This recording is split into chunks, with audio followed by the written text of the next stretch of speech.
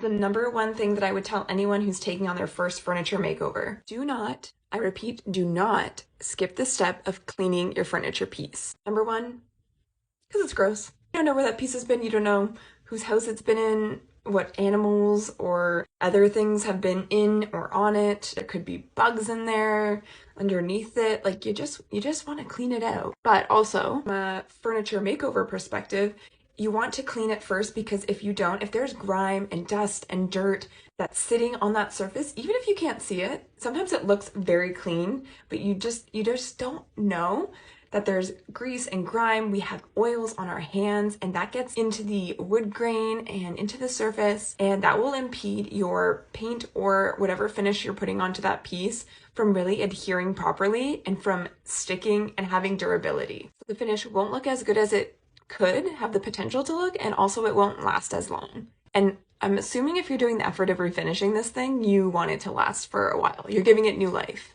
So don't skip this step. When I'm cleaning, I use a product called TSP. I get it at Home Depot. It's just a heavy-duty degreaser, but if you don't want to go through that effort of buying a new product, you can just use Dawn dish soap or another soap that has degreasing agents in it. Mix it into a little bit of warm soapy water, or I guess get soapy from the soap, and then just wipe it on with a microfiber cloth or a little soft brush soap brush, and then wipe it clean and you're good to go.